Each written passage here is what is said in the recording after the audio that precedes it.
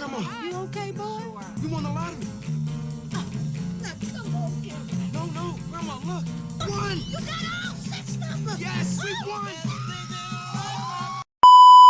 Up to reality.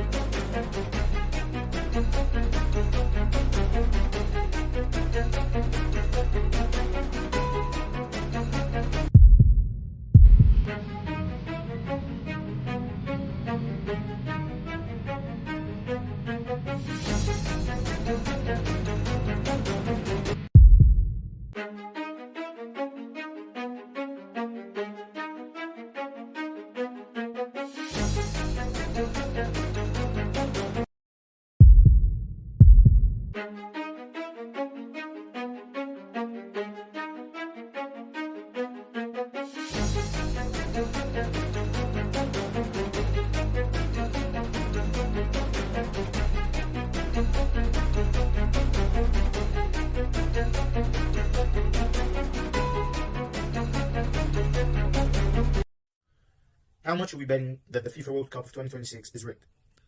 Probably a lot. How much are we betting that that Messi's gonna win the World Cup of 2026? Probably a lot as well. But the real question is, how did me and you know about gambling and betting? My best bet is that the ads were the Kickstarter for all of this. Ads are the main propellers to teenage gambling.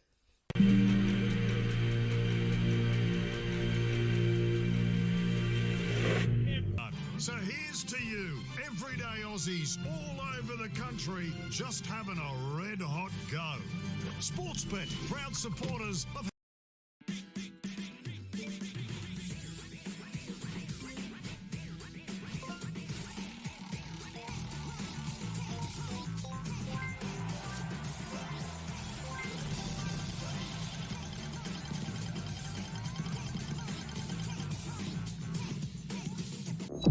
The continuous exposure, coupled with the celebrity endorsing and promotions, have left teenagers psychologically vulnerable to idolize and normalize such habits in their daily lives. The urgency of the situation has made gambling a societal norm within teen culture, to the point that 1 in every 3 Australian teens has either gambled illegally or acquired assistance from an adult to bet on their behalf. The mixed normalization, mixed with a plethora of sites, apps, and shows that adamantly promote such behaviors and portray it in the frame of being cool, smart, and just trying to be an adult with a great side hustle.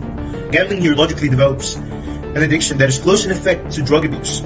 This addiction is a cumulative combination of the easy money dream and the jackpot win hope present innately in human nature. This addiction is especially effective on teens that haven't yet encompassed the repercussions of their actions. Now, is this the future we aspire for?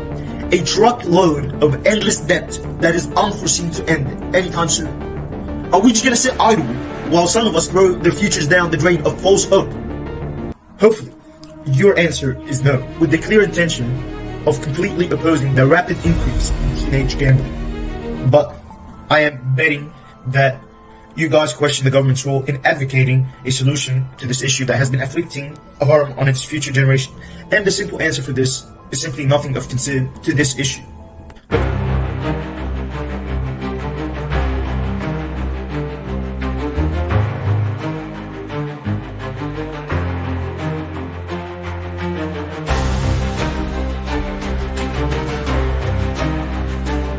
The Prime Minister, Anthony Albanese, has delivered endless asserting speeches following the harsh reality of the youth and teenage gambling percentages in Australia due to an unprecedented amount of losses amounting to almost $239 million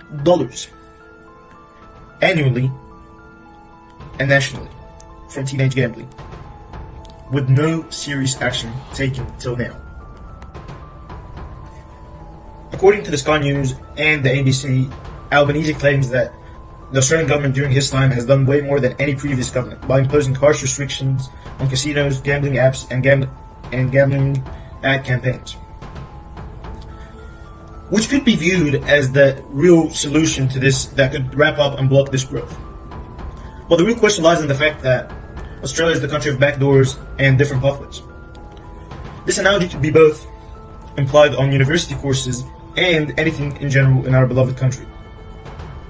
That being said, so even if we assume the integrity of the claim and the approach utilized by the PM, we shouldn't be waiting for mind-boggling news about a sudden drop in teenage gambling rates. And you know why? Why we're not seeing our hard-working governments work? You gotta ask yourself this question. Was it just a sham to fool us all? But the answer is no, surprisingly. The simple answer is that our lazy government decided that they could patch the issue with a couple of words and a couple of actions that were deemed unworthy to counteract an issue of such national scale, and it happens way more often than anything. The Australian government failed to identify the root cause of this situation, and hence they attempted to apply multiple ineffective methods in a futile effort to reduce it. This method was completely rendered useless against overstimulated, compelled, excited young teens that cannot be held accountable for their actions as their brains are still maturing and developing.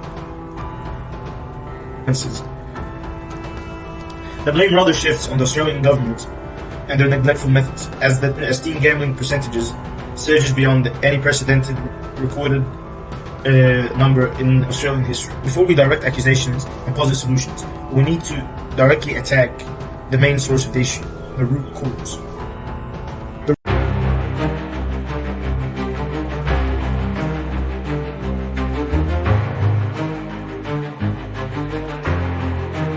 The root cause revolves around the fact that teens are neither formally educated or informed about the pros and the cons of that habit during their early stages of life.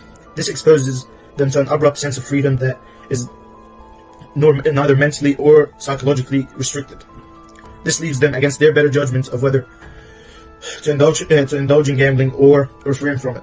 And in most cases, this leads to an addiction that most teens are either too embarrassed, too scared, or too ignorant to address with an adult.